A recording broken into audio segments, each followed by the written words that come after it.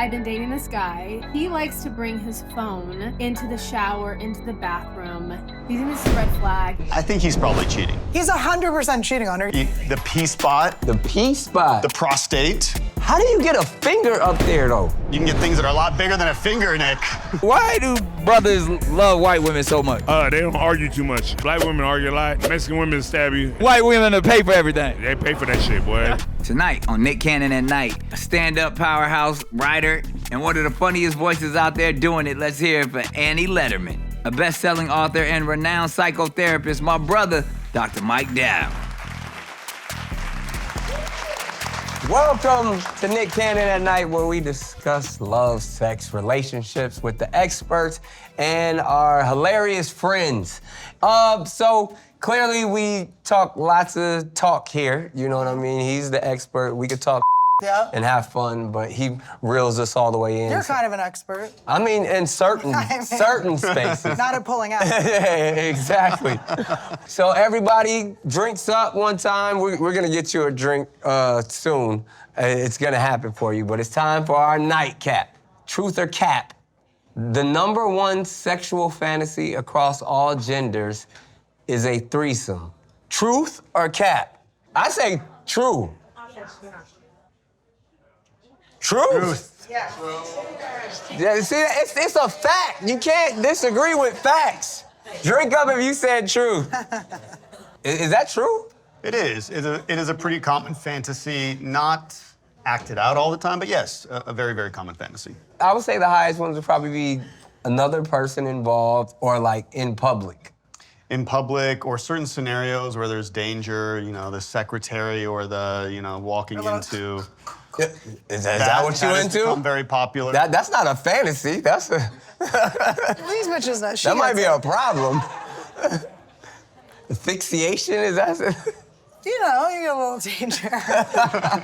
It's cute, and I think that's your goal weight too. They kind of hold your chin back. It's really cute. Skinny, snatch the jaw. We love it. Well, let's get straight to it. Let's see if there's anybody who can help out. Let's check in with our at-nighters. Hey, at night, it's your girl Alexis. I've been dating this guy, and he likes to bring his phone into the shower, into the bathroom. I mean, anywhere he goes, he has his phone Velcroed to his hip.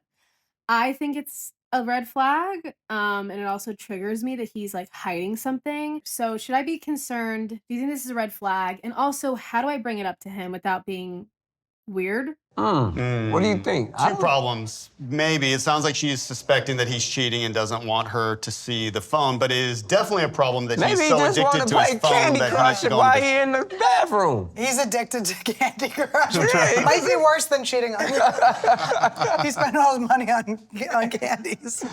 I think we are seeing a lot more people addicted to their phones, and it's not so much about what's wrong with that. It's more about what is missing, right? It's about presence and relationship. So her second question was, how do I bring that up?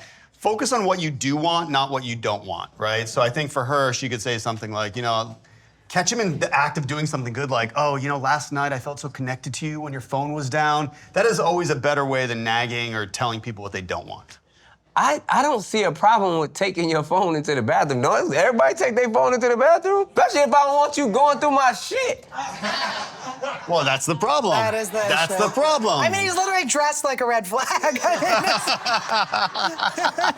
Why would I take my phone?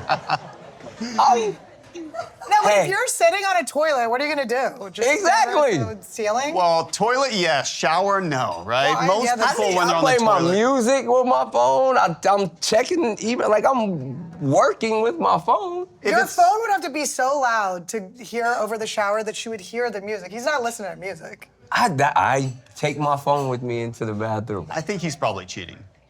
That guy, not you. That guy. No, that guy. him, Not that I guy.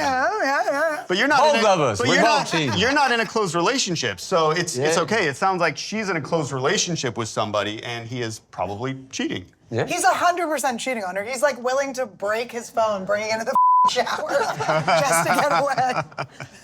So she doesn't see it. Well, hey, we wish you the best. I don't see any problems with it. I don't think you should bring it up at all, but the doc says that he's cheating. I say, give me the code or we're done. I like your style. Let's see who else we got next. Hopefully we can help this person. Hi, my name is Eva Moore. I'm located in Los Angeles, California, and this is my question. She look like she in the shower. Hey, Nick. So my question is about the dating scene as an entirety right now. What is going on? Where can we find men that genuinely want to commit and want a relationship and get to know you? Men don't even want to do situationships anymore. It's just like, wham, bam, thank you, ma'am. Where do we find a man that actually wants to get to know you and take you more seriously and take you out on a date? They're in the hairbrush aisle. Get you a time machine. Hit 1967 on there. You'll be all right. I mean, Doc, you can answer this question, but I honestly, especially, I feel bad for like this younger generation because of all of the options and, you know, everybody's on their grind, everybody wants to make money, nobody's looking for the traditional relationships.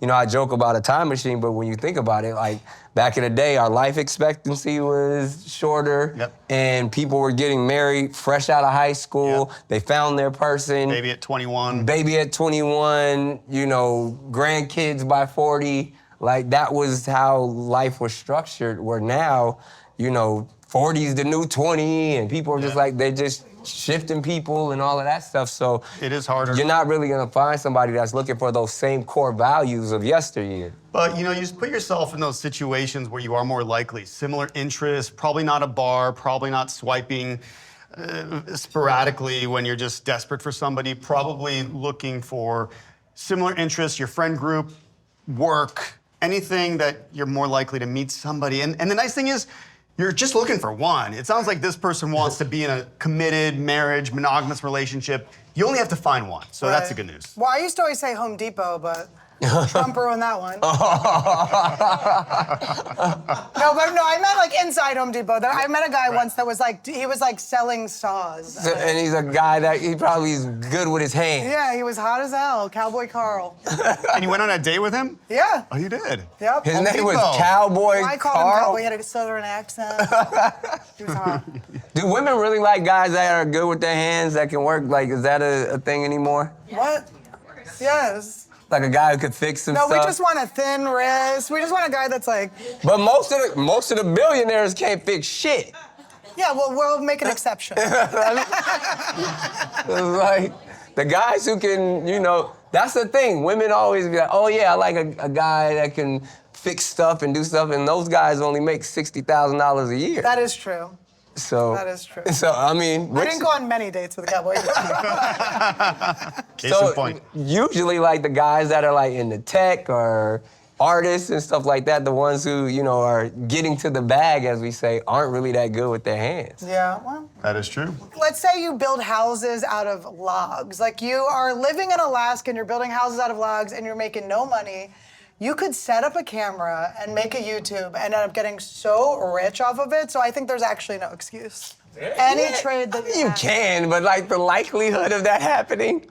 Listen, Mr. Manifester, this is very negative. Oh, all right. I think you can do it. I'm a realist. I'm trying to be like, you can. That's very inspirational. But I'm saying, if there's a guy who's really out here trying to get to it, you know, it's kind of one or the other.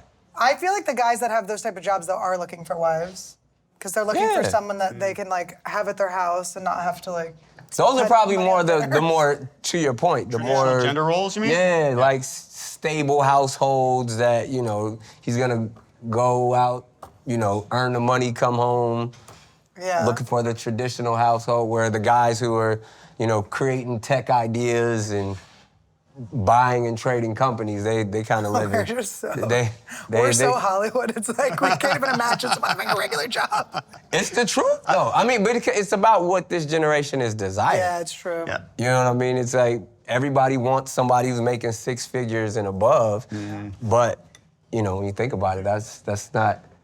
And you know, listen, a reality. Exactly. Research shows that money does indeed buy happiness to a certain point, right? So yes, living in Los Angeles, if you are below the poverty line or you're struggling financially will actually negative affect your relationship. So maybe you do want somebody who makes $80,000 or $100,000. But I will say, I mean, I've treated a lot of celebrities and NBA players, and I can tell you that some of their marriages are not great. So it's not a guarantee. More money, just more because- problems. Yeah, so, you know, you have to also just use your gut to say or sense, is this the kind of person that I want to be in a relationship with long term? Because it's not just about the money or the hand use or the chopping of wood.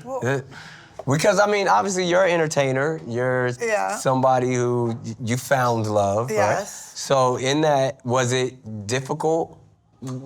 I am a sugar mama myself. I don't mind. I don't care. I like to be the breadwinner and the yeast maker of my household. Are you the breadwinner? Oh, yes, I am. Oh, you are? But my fiance right now is actually, he's on a job right now. He has earning potential. He's very talented, and he just is a little younger, so. So, Got a little and that's time to catch up. how's that working out? It's working out great. It's perfect, yeah.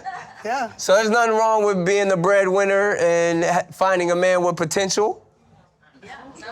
They always say I always hear don't date potential. That's what I've heard women say that. But, I mean, Well, it's working for Annie. Annie's the kind of person who's very successful, and I also think that your relationship is so true. And if you have that, and if you're making money, then great. And I love that you're the woman and making more money. That's amazing. Yeah, well, I thought I wanted someone that was older, someone that made more money, and then I was like, I always was unhappy. The power dynamic was off. It wasn't, and it's very good how it is. So, like, comedians are strange creatures, though. Yeah. So, do you find yourself often talking about your real life, specifically the challenges of a relationship in your act? Yeah. Oh, yeah. So then I say that to lead to the next question. It's usually like, you get to talk, that's your therapy on stage. You get to talk about your problems. How did your fiance feel about you talking about you being a sugar mama and all that? If he cared, we would not be together. This is the first securely attached man I have ever been with. I was always with crazy psychos that were like, you know, it was like a power struggle. They would get mad if I said something on stage about them.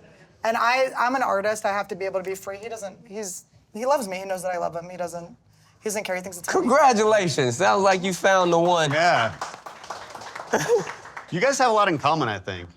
Because Me and Annie? Well, I have some frozen embryos, not as many kids. well, number of kids, not so much. But I think both of you have found a partner or partners who are a really good match to who you are. Exactly. And that's always the best advice, right? It's like we can give these sweeping generalizations of like, oh, you should find this or that. But it's like, you should know yourself and the kind of person you are. And that you know that works for you. Yeah. And I think your relationships, you know that works for you because that allows you to be so creative. I mean, you're not staying at home. You're going from this podcast to Atlanta to New York. You come, I mean, to have a traditional, it would be really hard to have that if you wanted that stay-at-home husband all the time. And even, you know, your wife, Mariah Carey, you guys were doing something together, being creative together. So I think both of you do have something in common. Yeah, no, absolutely. I could think everybody in general is probably looking for someone to accept them for who they are. Right. In any relationship. Right. You know what I mean? Like that is when you feel like it's actually working. It's like, oh, I don't have to put on a facade or fit into a mold for somebody to love me. That's the best feeling. I mean, that's what I have with my husband. Every night, it's like I can just be myself and it feels so comfortable. And yeah, there are other parts of the relationship in the beginning that were more exciting, but there's also something so nice about just being so at ease all the time. Yeah. Yeah, because I've been in the crazy relationships where it's like insane and people are sliding notes in the door. Should I call the cops? Just shit like that. Oh, wow. Screaming, violent, not too violent, but like, you know, crazy. And so it's like to be in something that's secure is so nice. And it was boring kind of in the beginning. I was like, this is not the same. I'm not like having these spikes of adrenaline all the time. That's a phenomenon, you know, we see, and especially people who have a history of, not that this was you, but I think if there's a history of physical abuse in your childhood home, and then you tend to, if you're in that childhood home, you're more likely to be in physically abusive relationships. And when I'm working with women and men who are trying to actually heal that, they will often say that the good guy or the good woman felt really boring at first, and they actually have to get used to that and acclimate to that and say, oh, that doesn't mean that I'm not into this person, because then some of the other phases of love, because their brain associated love with violence or danger or chaos. And it takes a while for the brain to create a new association of love can feel and sound and just look like this. I'm grateful for the pandemic because I would have dumped his ass. I would have Really? been, Really? I would have run. I would have been so, because I'm like commitment phobic. I was like, I don't want this. I remember him once saying, he's like, you don't want someone that's just gonna like love and support you. And I was like, ew, no. It's disgusting. What is that? And then because of the pandemic, it like, you know, we just like fell so in love. That's when I had all my kids too. Yeah, I know, it was fun. So this is Good interesting. time. So knowing both of you, I think in many ways after your divorce, you went from securely attached to maybe a little bit more avoidant, and it sounds like you went from avoidantly attached to more secure. Is that right? Yeah. And that pairing is actually really, really nice. So basically, you know, the three kinds of attachment. Secure is in the middle, that's sort of what you want. Yeah. On one end of the spectrum is avoidant. You know, you're pushing people away. The other is anxious. And then there's also disorganized, which is That's both, what I am. Yeah. both anxious and avoidant combined, then you have disorganized. That's Yeah. But if you're anything but secure, the best partner for you is somebody who is secure to help you become secure, right? Got it. Two avoidant people, I mean, those relationships can be chaotic. And you know what I had to do to find a secure guy is I had to date someone younger. Really? All the guys my age the secure guys were already married. Yeah. Taken, and all the other guys were crazy. But I was anxious. I was supposed to cat sit for my friend. I almost killed his cat because I was just at some guy's house, like waiting for him to me. I was like, I can't leave until this guy fucks me. It's like 3 days. I was like, I think I gotta go. Poor This cat's cat. gonna die. But they have 9 lives. So let's go ahead and go online and see if we can help somebody out with a written question. She told me size doesn't matter, but I caught her shopping for extra large toys. Should I be worried? I mean, imagine shopping for small toys. Are Do they we have anything smaller? I'm really into like how did he catch her shopping? Good question. He was just Good question. That is so funny. You open the drawer and just like one of the fists falls out. You're like, oh shit. I mean, listen, the average human penis is 5.5 inches erect, and if you go into a sex store, most sex toys are going to be larger than 5.5 inches. So I think there's usually a delta between the average size of a penis and what people want.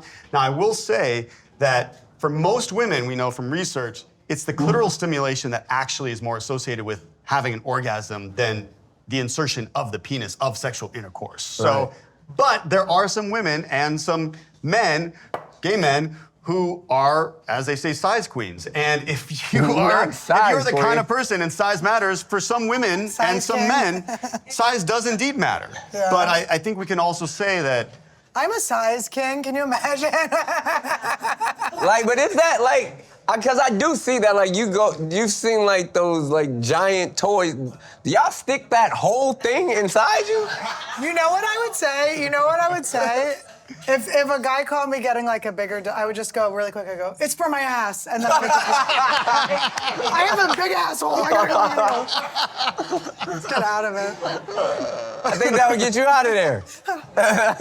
that solves it. So I mean, that was a layered question though, because it's like we've asked that question when I go do man on the streets quite a bit, like, does size matter? And the majority of the time, women are like, no, size does not matter. You just got to know what you're doing. I think one of the questions I was like, yo, would you want 10 inches of dumb dick or 4 inches of skill? And they always say 4 inches of skill. Most women do prefer skill over size. And especially when you...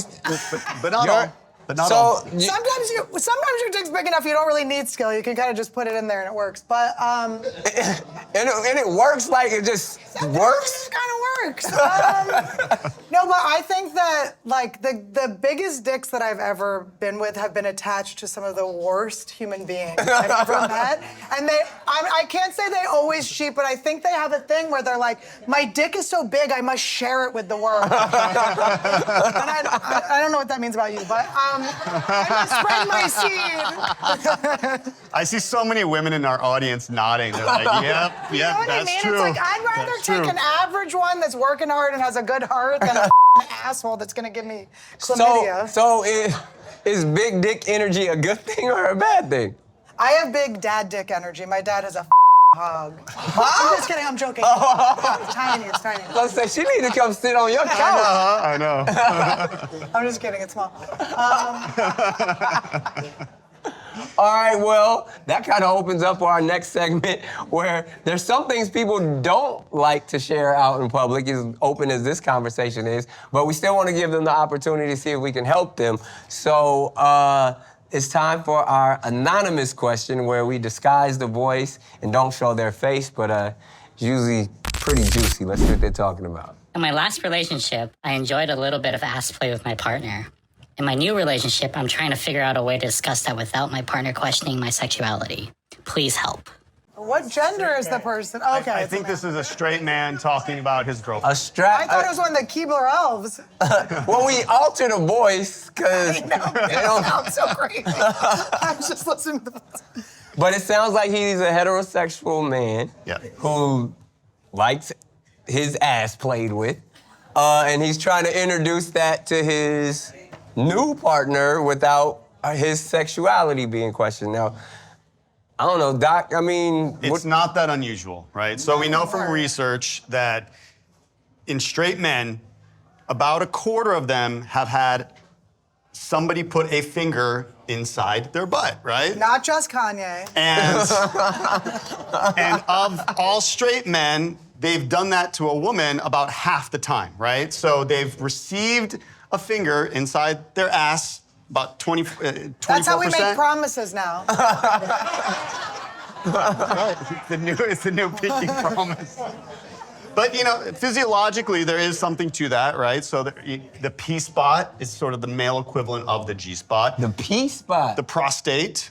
So that's a real thing? It is. So the prostate has a lot of nerve endings. It is only 3 inches. So one of the reasons why it can be stimulated with just a woman's finger is because it's only about 3 inches. You can sort of stimulate the prostate. It's been said to, again in research, have more of a body feeling than a very specific orgasm that focuses just sort of in the genitals. How do you get a finger up there, though? Well, you can get things that are a lot bigger than a finger, Nick. You know that fist? You can get things a lot bigger up there. It seems like it's an exit, but hey, man, whatever. So there are plenty of straight men who like their ass played with, is what the research tells us. And I think in terms of communicating that, if I was in sex therapy with them, what I would do is I would help him to communicate that maybe with some baby steps. So you can actually externally stimulate the prostate. So if you actually just press down in between your balls and your anus, if you actually press down, that's one of the reasons why it is titillating for a lot of people, men and women, because it is, quote, forbidden, right? So that actually will make the orgasm a little bit more intense because you're seeking something that you're, quote, not supposed to do. Well, when you're a kid, they always tell you, don't lick battery acid. And then as an adult, you go, Is that what you do? It tastes like that. But I think you make an interesting point because at least what it seems like is happening in society is that people are more open to freakier ideas, and we're seeing people, whether it's, you know, they're being exposed or that they're coming out and saying, hey, I have no problem with this action, or I have no problem, you know, exploring men or women or however it is, to where at least it feels somewhat healthier in the sense for relationships, that people aren't hiding or being ashamed of these practices that used to be forbidden. It's or that way people, healthier. like, even like, it may not be my cup of tea, but I don't think it's like, I don't think people are necessarily judging people as much as, you know, previous generations. Well, some people are judging more harshly, but yeah, I think generally there's a lack. I just say like it's an open, judgment. like even like this show in itself, it's like there's a sexual wellness community of people. It's just saying, hey, if you can be open, honest, and healthy about whatever it is that you like, then shoot for the moon. And there's a lid to every pot. So for you, if you're having the factory setting sex, you're probably not somebody, if you have a woman who's super freaky, maybe she's not the partner for you. Or for this person who's asking this question, if you like a lot of ass play and she only wants missionary style sex after kissing and then she wants to go to bed after, maybe she's not the partner for you. But maybe she could be, right? Maybe you could talk about it. Maybe you could make your sex life a little bit better. And maybe it could be the best sex she's ever had also. So, just so I can, the answer for this person was play with the taint? Well, I think it'd be a great way to start. So this person is nervous. So in sex therapy, you don't want to go right for the, there are things that straight men, and some of them don't look like penises, that you can insert into the anus for ass play, but it sounds like this person is not ready for that. So maybe you want to start slowly, ask for that, see how that goes. Yeah. That baby step is maybe going to allow him to feel more comfortable to ask for would you put a finger in my ass or whatever it is he wants. I feel like bringing a toy out's a little premeditated. Like, oh, I have this little butt plug that I hear the whole time. You're like, oh my God, I thought that was a paperweight. Yeah, you probably want to have a conversation before you just take out the butt plug or a strap on. Yeah. Yeah, that's Probably a conversation first. So are people, is it factual, like, are people freakier now than they were before, or is just people more open now? Both. I think people are freakier. We're seeing more diverse sexual practices. But even if we go back to some of the original research decades ago, people are definitely talking about it more. I think we are talking about it more, and people are hiding their sexual preferences, orientation less. But I also think we're now celebrated for cultures, if you're into if you're a furry, right? If you like to have sex in a costume, like there's a whole community for that now. Don't furries always say they're not sexual, though? Furries are always claiming, they're like, no, we just dress up for fun. I'm like, Yes, but I also... Why is there a hole in your ass then? I've treated some very sexual furries. So yes, you're right. Really? Yeah.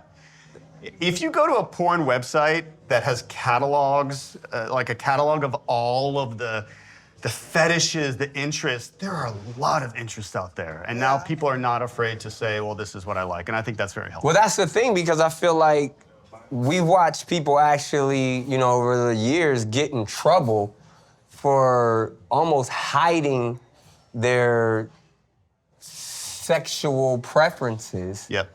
And then it kind of gets into this deviant thing where if they were just more open and honest from the beginning, right, then I don't think anybody would have even had a problem with it or judged it. But because it's almost like it got so dark that they had to do dark stuff. Hugh Jackman, just kidding. Allegedly, I'm sorry.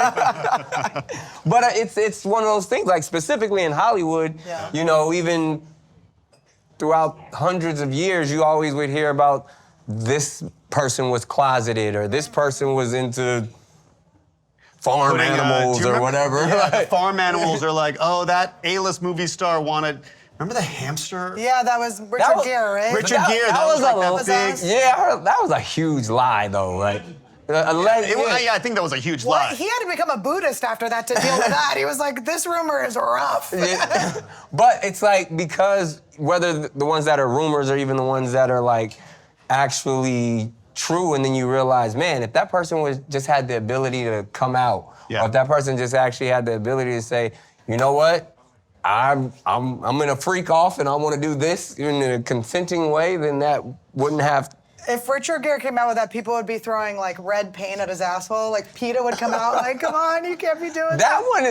That one just never made sense. I don't even like that. I don't think that. Well, I actually heard from someone who worked, a nurse, because I never got it. I was like, how would a gerbil get up there? And they say they use pipes. Like PCP, not PCP. I don't think that, none of that makes sense. Those like plastic pipes, they put them up their ass, and then the gerbil goes through it. Oh, I will say, this is so ridiculous. Another piece of advice. A nurse told me that. She's a horrible nurse. What if my ass started squeaking? Another piece of advice. That's a horrible nurse. For this guy, if he likes ass play, one thing that you don't want to do is use a sex toy that is not designed for the anus. So, I can't tell you how many times my husband's an ER doctor, and that's so hot. oh, do you know what I had to pull out of some guy's ass today? Because if something is designed to go in the anus, it should have something. It should not look like a dildo, it should have something on the end that prevents it because it will just go up there. Keep going? Because Right? it's like an open space up So there. if you're putting I don't something think in your I've been vagina, more it uncomfortable. stops. The anus doesn't really stop, so you can get things lost in Oh, Yeah. there. So you man. want something that has a base to prevent a handle, or if it's on somebody like a finger, the finger can be retracted. But if Better be, something don't is a suck my finger in. My cylinder, whole body goes in. It's like a black hole for real. Hey, again, to me, to each his own. Long as it's two consenting adults, yep. and y'all. And the gerbil can't consent, Richard. Yeah. Okay? Stop saying that about. That's my friend. Oh, is he your friend? He started it, Richard. You started it. I didn't bring up Richard Gere. I love Rich. That's all you. All right, well, now is a perfect opportunity to open up the floor. If we got any questions, it don't have to be about gerbils or ass play. We have an expert here and a very hilarious woman. Let's see what we can get to. I'm a woman of a certain age, right? So dating gets very difficult. Men are very stuck in their age, right? Like in their 50s, they've been by themselves, they don't have anybody, they've never been married. How do you change that mindset a little bit in the older men? I don't want to date younger men, but they're the ones that are approaching. Yeah, they're the ones approaching me, and they're also just a little bit more moldable. Yeah. Have you dated divorced men? Because I feel like 50 is the age where a lot of men are on that like second time around phase. No, actually, I've come across a lot of like men who've never been married, which I guess is a red flag. I think, like statistically, if I were to pick for you a man who was married for 15 years in his 50s versus a man who's never been married and you're looking to get married or have a long-term closed monogamous relationship, there's something about the men who are divorced that in my office, in my practice, what I've seen is they're more likely to actually say, wow, like this, they're gonna appreciate you more, they know what they want, and if they dated and married somebody around their own age, they're not looking for the 25-year-old, because there are those men too, right? Or the men who never get married. Correct.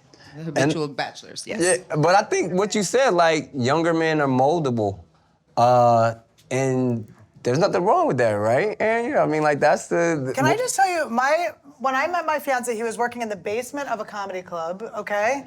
I plucked him out of there. I just brought him around my famous friends. Plucked him out the basement? He's no longer Basement Todd. He has an Emmy. He's in a foreign country right now working on a TV show. Like, you molded him. You upgraded him. Raise him up. Yeah. But he's right. You got to get a divorce guy because some of these bitches just drop a guy. They're mad at them about some bullshit or they're crazy. And then there's just these good guys. Those are the only securely attached older men I feel like are the ones that are divorced. And your vibe is so good. You feel so confident, Yes. and you've got like this great energy. I feel like there's a great man out there, and if you stay in that confident energy that we're sensing from you right now, man, he's out there. He is. I know he is. Yeah. Can you get here already? Thank you. No problem. Great question. And that's the thing, too, when you... As we're all looking for different things, I'll ask you this because it sounds like age is a big thing, but does their ethnicity or their race come into play? Is your... Just kidding. Can you As imagine? I said, did you... Can you imagine if I said yes? No, but I'm just saying, like, because certain people... Yours was like, ew. Like, is your fiance white? He's Asian. He's See, half it's Asian. interracial. So Yeah, he's you found an Asian man in a basement? I found an Asian. He's half Asian. He was building the stairs up. Where did you think I was gonna find him driving? No, he's biracial, and then so he's half white and half Laotian, and then his dad's family is like the white ones. And his brothers, they all married out of the race, so yeah. I have an Aunt Juanita. And I'm also half Asian. You're half Asian, half That's why I white. like But you know what's so interesting? My dad was Asian. Oh, really? Okay. And my mom is Norwegian German. And So you there is... got on the cooking. There is, but fun. you know, it's so interesting. People are so surprised because I think in America there's this stereotype, and this is usually the case where you have the Asian woman with the white man. They're like, oh, your dad was Asian? They're so surprised because it's usually the other way around. And I think there are a lot of stereotypes, or you know, like the white man in his 40s who wants this like beautiful Asian woman in her 20s so he can fetishize her. You know, I think there are all these stereotypes that people have. Yeah. So Well, speaking of stereotypes and interracial dating, you know, I went outside and I had to talk to them about it. Let's see what they say. Interracial dating at night. So when it comes to interracial dating, like, are you into it? Yeah, I mean, grew up in California, so I'm used to familiar with it. So it happens? It's like natural, you know, West Coast guys. I get knocked on LA. It's like, oh yeah, you live in LA, you a California dude, y'all like white girls. I'm like, no, we just. What's wrong with liking white girls? Hey, everybody, different strokes, different folks. But you know, I'm not opposed to it, but I have my preferences. Right. So what's your preference? I prefer my girls with at least some melanin in A them. little melanin. Now, what is it? Why do brothers love white women so much? They don't argue too much. So are you saying anyone else argues too much? White women don't argue. Black women argue a lot. Mexican women stab you, and yeah. And white women to pay for everything. They pay for that shit, boy. Them taxes, it's tax season. This is the land of milk and honey, man. Milk and honey. Now, there's a lot of milk out here. There's a lot of white women. I ain't talking about that kind. I'm talking about being plentiful. Oh, so what type of women you like? I like all women. I'm an international kind of guy. Bonjour, mademoiselle. Comment allez-vous? Señorita bonita, estoy enamorado. Hey, young lady, would you give me back what you took from me? What was that? My heart. Oh! Let me ask you this. If you had 11 roses and you was looking in the mirror, what would you see? 12 of the most beautiful things in the world. Oh, he got game. Yeah. Interracial dating. You guys ever done it? Yeah. Yes. And now, is there a difference? Just like better lovers. Better lovers. Really? Like lovers or like lovers? Like both. So black guys are a little bit more in tune? Like they know how to like sweet talk you better. Charismatic. Way more charismatic. No, there's like a personality there, and like you can like banter and like the jokes flow. Whereas like, I don't know, sometimes white guys come to you and you're like, so like you really love your mom. You're like, I don't know what to say. If you had to have your choice, what guy you going with? Be honest. I am colorblind. It doesn't matter. Doesn't matter? Doesn't matter. Brothers get a bad rap for actually with everything. Nah, we do. Why do you think that is? I don't know, man. I don't know why they judge us like that. That shit is up low key. Oh, everything like us. We with everything because everything with us. If you could have your preference, what type of woman would you want? Probably Latina. Yeah. Tell me why the Latinas are so muy caliente. They muy caliente because they got that fire. That's what they say. He know. All right, first date, gotta ask this because it's quite obvious. You guys are open to interracial dating. Yes. I mean, well, I'm a product of an interracial marriage. I mean, I'm half Japanese, half white. Wow. And my kid's a Blackanese. Blackanese. How many kids you got? I got 3 daughters. You got any kids? Yeah, just one. All right, man, it's the blended Brady bunch over here. What is it about black men that make them so attractive? Lips and ass. Did not know that's what y'all was looking at. You can see them coming and going, lips and ass. I did not know that was gonna be the answer I was gonna get. But yeah, I mean, clearly, I think we're in a day and age where it's not as big of a deal that, you know, it once was. You know, it actually wasn't even legal, you know, just a couple of generations ago. But now, like, it's like, love who you want to love. Yeah. Also, when I froze embryos with my fiance, and the doctor was so excited when he found out we were different races, because it's like, it's healthier to have different races, I think, isn't it? Like, because you can have like a lot of diseases if you're immunocompatibility, right? There's something in nature, it's sort of nature's way of preventing incest. If somebody, this is really interesting, so if somebody has a very similar immune system to yours, which, you know, if somebody's in your family or the same race, more likely to be very, very similar, your brain will not light up, so just their scent will not produce as much attraction.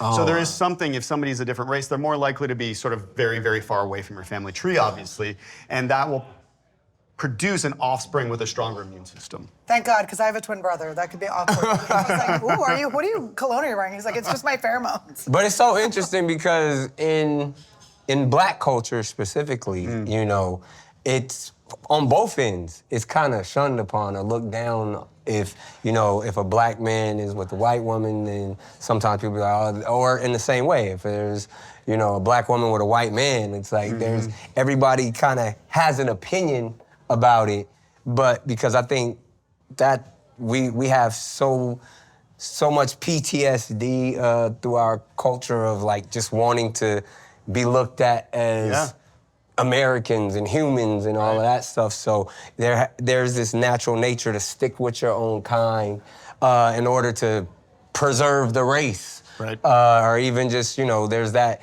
idea. I mean, Kanye not only said it best, but then lived it. It was like, when he get on, he asked for a white girl.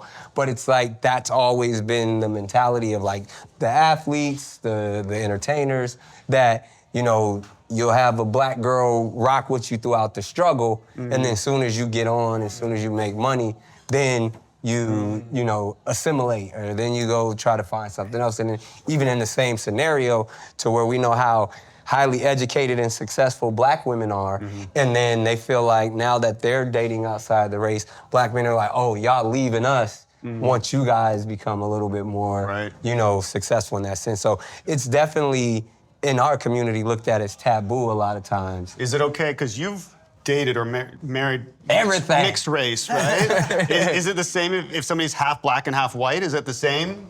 It all depends what they identify as. Right. You know what I mean? It's so interesting because, I've had partners that are, your same complexion, but they be like, I'm a black girl. And you're like, all right. That was me in high school. Tried. It didn't work. But then there's some that, who can almost, they are, completely biracial, but be like, I don't identify as a black woman. Right. And so it just, I think it depends on what you identify as, and then culturally how you move. But it's usually always outside opinions. You know what I mean? Like, so for me, it's never, because, obviously I've had a long list of dating and partners and things of that nature. So I've never really was faced with that type of criticism, so much other type of criticism, but never really specifically that. But I think even too, when it comes to like your children and who you choose to procreate with, that also becomes, a question too, because no matter who I have children with, they're all gonna be black children, so but in that scenario, that it's not always the case, and the other ways around with people's opinions. So I think it's just, for us, specifically in the black culture, I think we're not as accepting as everyone else, but I think we're coming along a little bit. What would you say to somebody if you were dating a white woman and somebody, like a friend, had that criticism for you? Like, what would you say back to him or her? I don't give a I think it's but I would probably joke like that, but it'd be more. It's such an outdated concept for me that it's like I don't think anybody in my tight-knit circle would really even feel that way. Yeah. She's already pregnant. It's too late. Too late. She gonna have a black baby.